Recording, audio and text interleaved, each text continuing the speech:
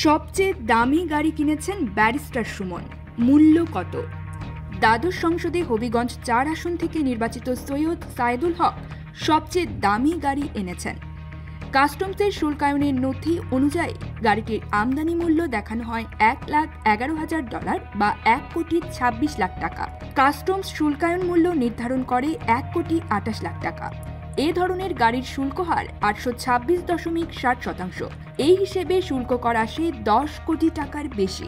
জাপানের cross continent corporation থেকে গাড়িটি আমদানি করা হয়। এটি 2024 সালে তৈরি। Cylinder capacity 3,345। সাবেক সংসদ সদস্য সৈয়দ সাইদুল হক সুমন একটি সংবাদ মাধ্যমকে জানিয়েছেন, শুল্কমুক্ত সুবিধা থাকলেও 6 লাখ টাকা অগ্রিম আয়কর দিয়েছি। দ্বাদশ সংসদের মেয়াদের সময় গত 20 জুন গাড়িটি খালাস করে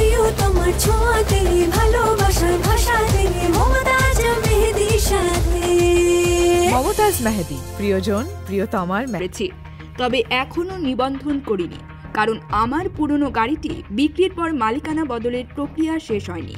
আমি একটি গাড়িই রাখব। দ্বিতীয় সর্বোচ্চ দামি গাড়ি এনেছেন মাগুরা 1 আসনের সাবেক সংসদ সদস্য ও ক্রিকেটার সাকিব আল হাসান। গত 30 জুলাই তিনি গাড়িটি খালাস করেন। তিনি গাড়ি এনেছেন সিঙ্গাপুরের Toyota Tsusho Asia Pacific private limited থেকে। তার গাড়ির brand Toyota LC station wagon GRS. গাড়িটির সিলিন্ডার ক্যাপাসিটি 3,346। সাকিব আল হাসানের গাড়িটির আমদানি মূল্য দেখানো হয় $1,14,00,000 জাপানি ইয়েন বা $1,06,00,000 টাকা। এই গাড়িরও শুল্ক হার 826.60%। গাড়িটির শুল্কায়ন মূল্য প্রায় $1,08,00,000 টাকা।